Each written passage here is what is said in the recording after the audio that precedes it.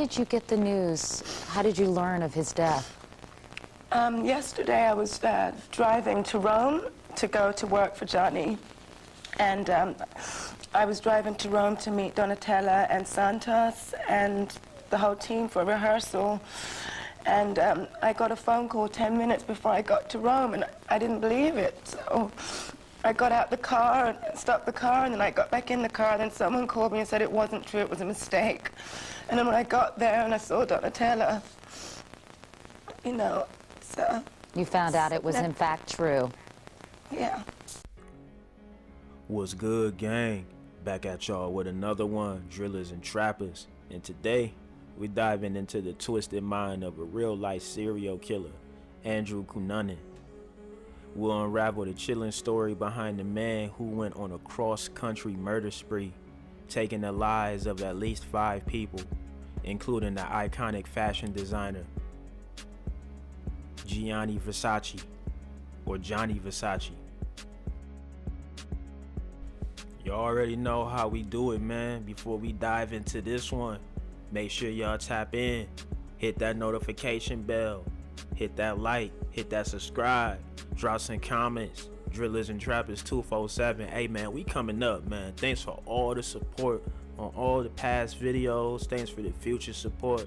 Alright, enough with all that bullshit talking. Let's get right into it. Gang! Andrew Cunanan was no ordinary killer, and his journey into darkness is one that would send shivers down your spine. So grab your detective hats and join me on this wild ride.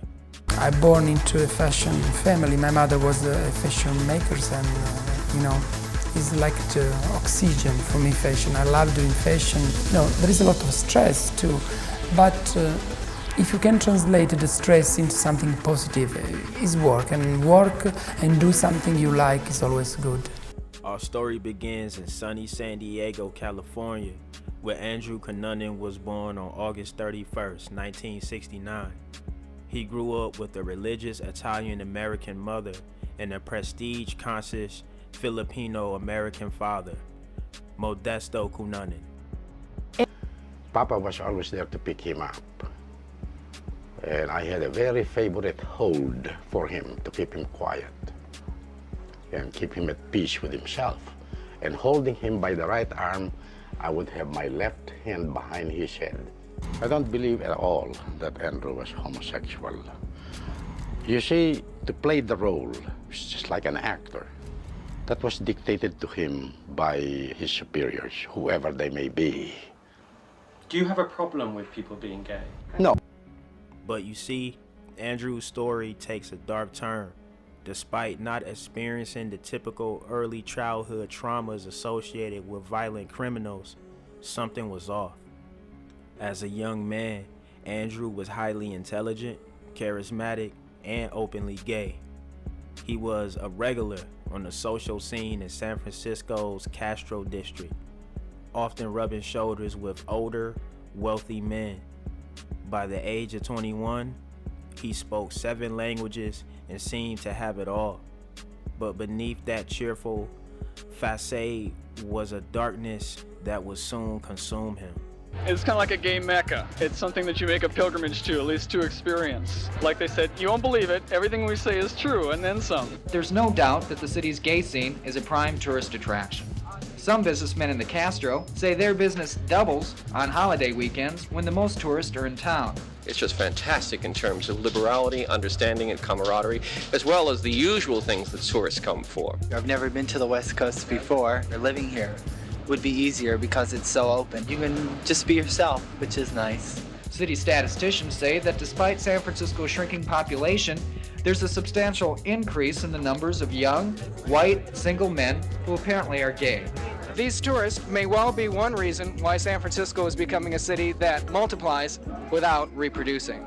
Gianni Versace, a fashion icon and visionary, was born on December 2nd, 1946, in Reggio Calabria, Italy. With parents Francesca and Antonio Versace, he went on to create the globally renowned fashion brand, Versace. Gianni's incredible contributions extended beyond fashion. By the time of his tragic passing, His empire was valued at a staggering $807 million, boasting 130 boutiques worldwide, forever leaving his mark in the world of fashion. Versace is the family group. I think I change step by step my fashion. I become a little more free, I think. That's what I like about my life today. I'm less into the business and more into the creativity. Why I leave my business to my partner, to my brother, and to the other people who work with me.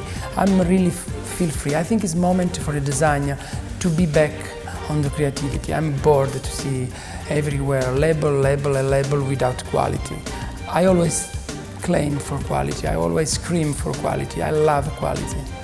Gianni Versace's story is a testament to his unmatched talent and ambition, crafting a legacy that continues to influence the fashion industry to this day.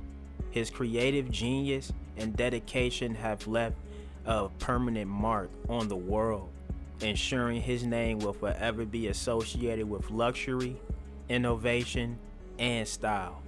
Cunanan's fascination with drugs, kinky sex, and material wealth took over his life. In his teens, he turned to prostitution and became obsessed with violent pornography, sometimes even participating in it himself.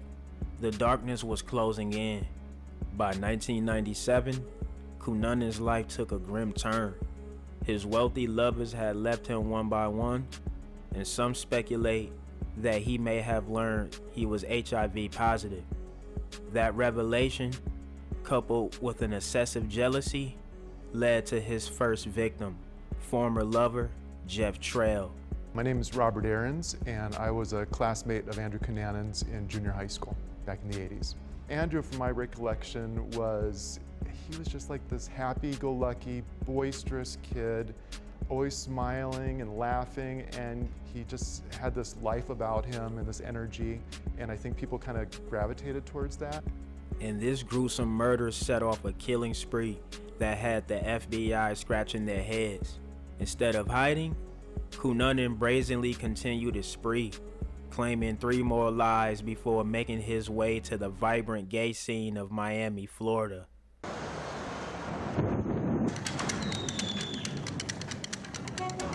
We're never happy with the turnout. It's never quite as good as it could have been, but it's double what it was last year. Why? Well, for one thing, we don't have a gasless Sunday, and for another, there's so much enthusiasm in the community and such a feeling of gay pride. Oh my God. Oh, yes. It's a way to celebrate the unity and to show the community that there's a lot of us around. That we are proud of what we are. It's not that we are sick, we are normal to our own way of life. We are decent human beings, and we're just proud of it. In that same year, another icon would sadly lose their life March 9th, 1997. Yes, I'm talking about the beloved Notorious B.I.G.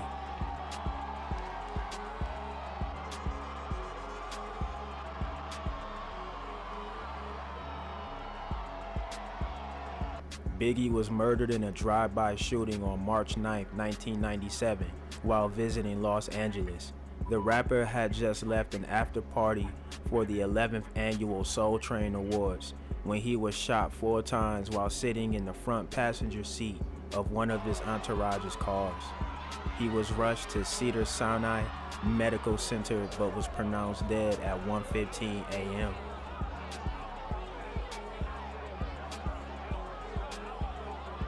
Rest in peace, Christopher Wallace, aka the Notorious B.I.G. Alright gang, let's get back to it. My name is Franz and I knew Andrew. Andrew and I probably met through a mutual friend at one of the bars of the clubs in San Diego, in Hillcrest. It's the gay community. Andrew loved to be the center of attention, was always the know-it-all. He had to be the loudest one. He drew attention. Andrew was the kind of person you either loved him or you despised him.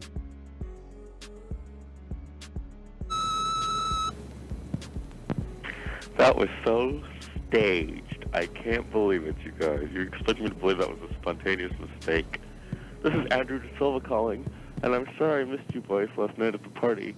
I was looking forward to seeing you. I have your tapes, by the way, Jim. Haven't forgotten about it. I was going to bring it back last weekend, but you boys were out of town somewhere.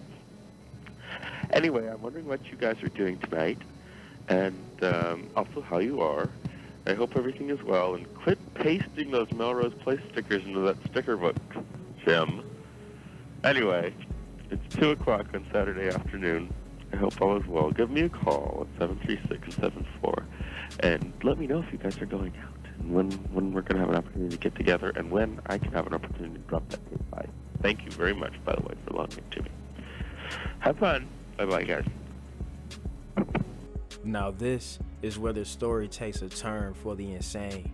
In July, Cunanan took the life of the legendary fashion designer Gianni Versace. The police were under fire for not warning the Miami gay community about the killer, but the drama didn't end there. As you can see, Versace's home remains a crime scene this morning. It is a shocking story that will capture much of our attention for the next 2 hours.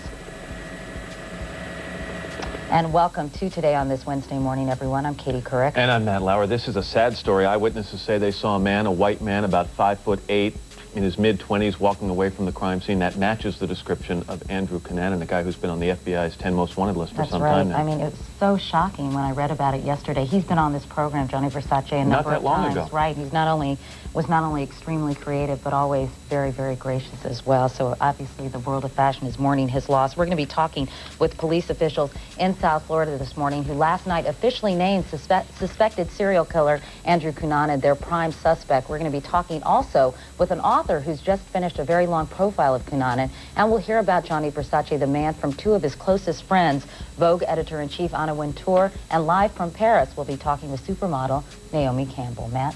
NBC's Carrie Sanders now joined us from outside the Versace home in Miami Beach. Carrie, good morning. Hi, well, good morning. In front of Gianni Versace's home here on South Beach on Miami Beach, things are quiet this morning. There are some security guards now posted in front of the home, in front of the gate, to control the throngs of curiosity seekers who are expected to return here later today. At Gianni Versace's home, there is a constant flow of tourists, onlookers, and strangers who come to pay their respects.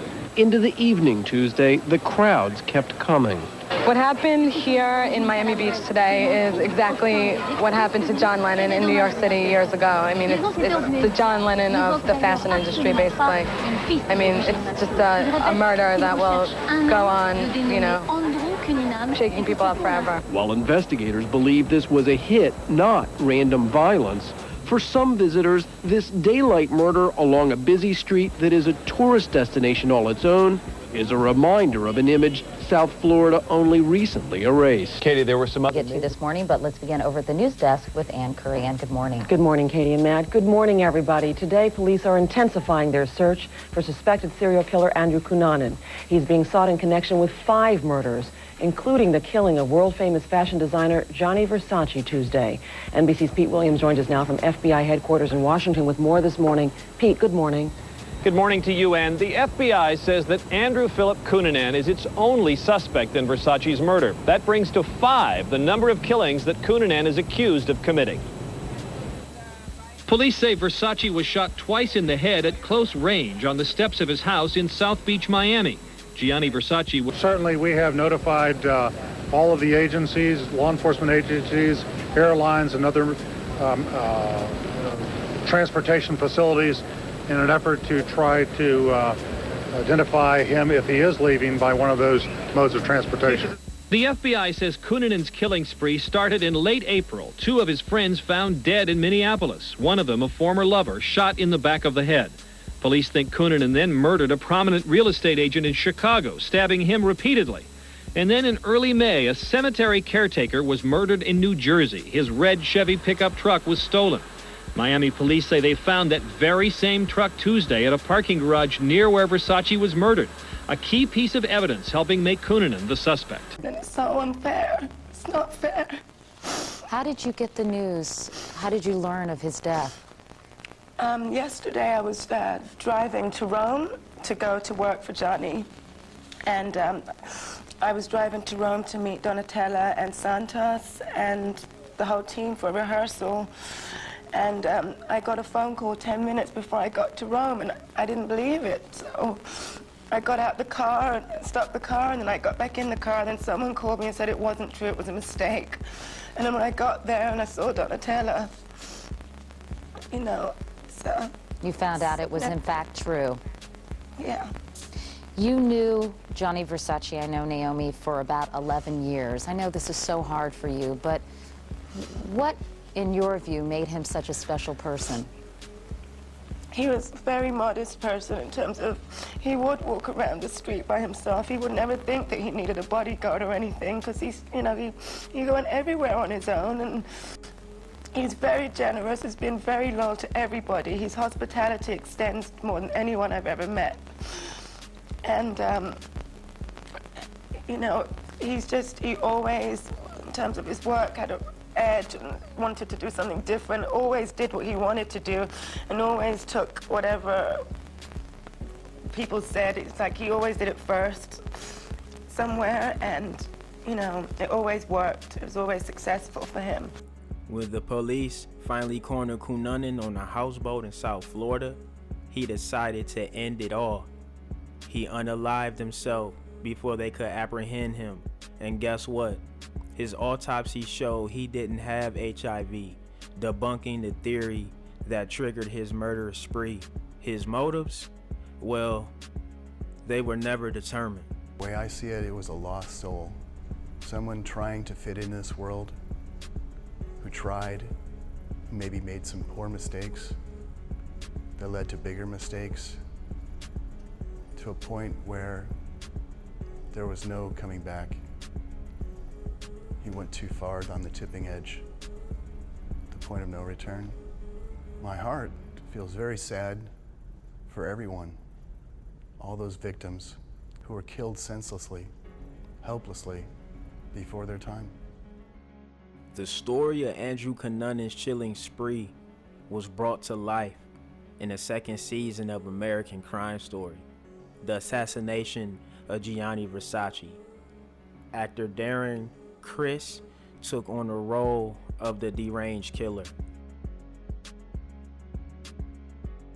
And if you can't get enough of this twisted tale, check out True TV's Mugshots episode, Andrew Cunanan, the Versace Killer. It's a wild ride through the life of a true monster. And there you have it, folks. The twisted tale of Andrew Cunanan, a killer who left a trail of terror across the country. Thanks for joining me on this dark journey into the mind of a serial killer. Don't forget to like, subscribe, and hit that notification bell so you'll never miss another spine-tingling episode of Drillers and Trappers 247. Stay safe out there, gang. Until next time, y'all already know what it is. Drillers and Trappers 247. Gang!